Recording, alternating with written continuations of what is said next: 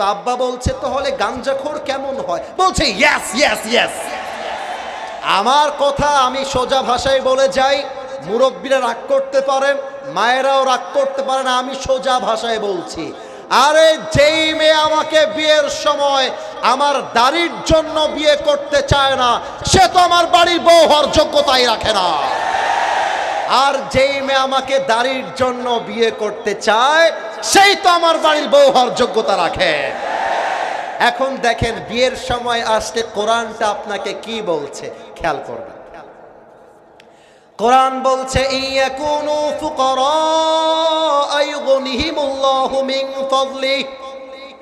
বিয়ের আগে যদি তোমার অর্থ কড়ি না থাকে, চাকরি না থাকে, ব্যবসা না থাকে, সামান্য কয়েক টাকার পুঁজি নিয়ে আল্লাহর উপরে ভরসা করে হালাল ভাবে বিয়ে করে ফেলো। যদি অভাবও থাকে, বিয়ের পরে তোমাকে বরকত দিয়ে ধনী বানায় দিবে একজন, তিনি কে? এত আস্তে বললে ওয়াজ বৃথা হয়ে যাবে, বলো কে?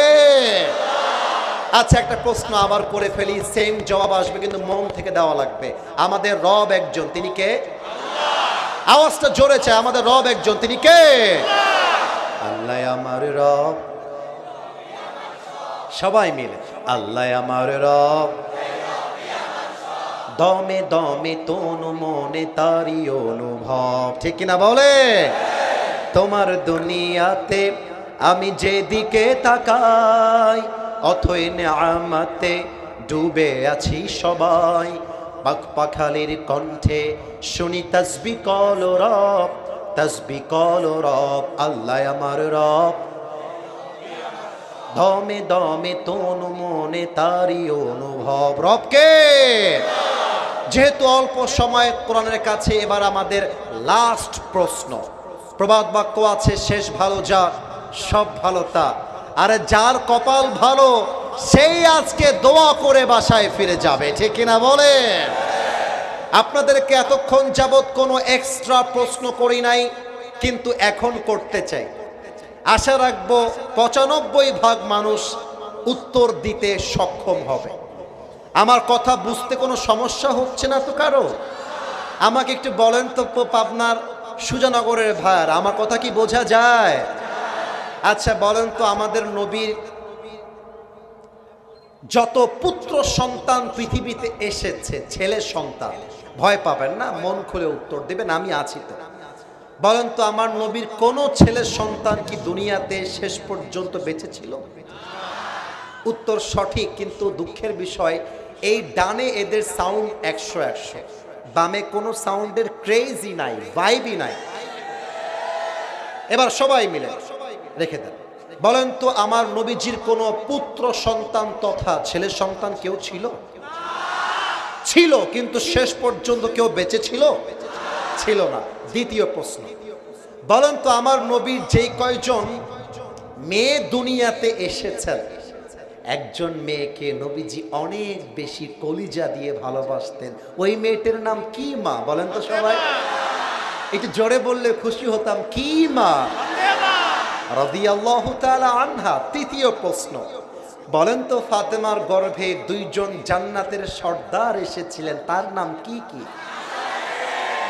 মাশাআল্লাহ, right answer. All the people, মাশাআল্লাহ, they have got the right point. এবার লাস্ট প্রশ্ন, আমাদের মা ফাতেমা একজন বীর বাহাদুর সাহাবীকে স্বামী হিসেবে অ্যাকসেপ্ট করেছিলেন, তার স্বামীর নাম কি ছিল ভাইজান?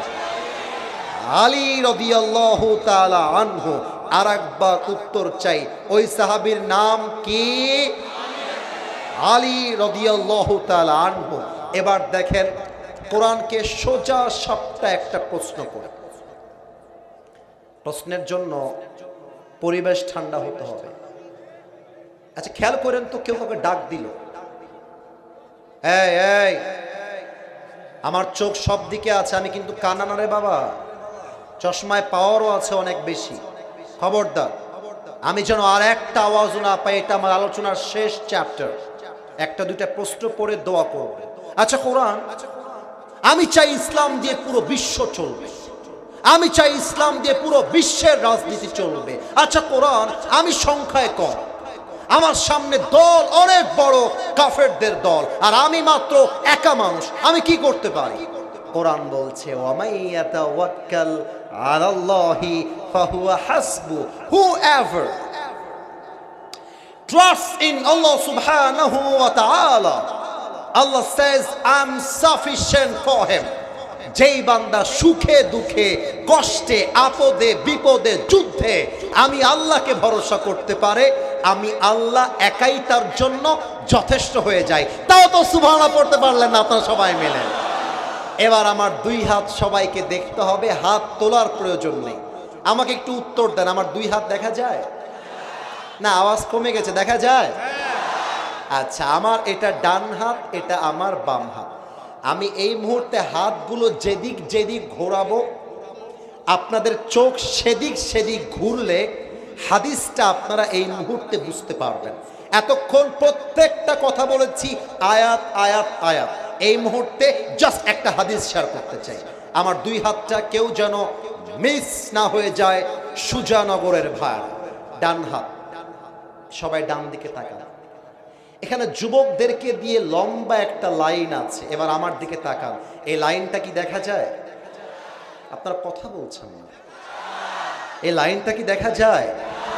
এটা হচ্ছে একটা দেয়াল, এই দেয়ালটার নাম আমি আসিফ হুজুর দিলাম ডান দেয়াল। এবার বাম দিকে তাকান তো, বামেও একটা দেয়াল আছে না নাই?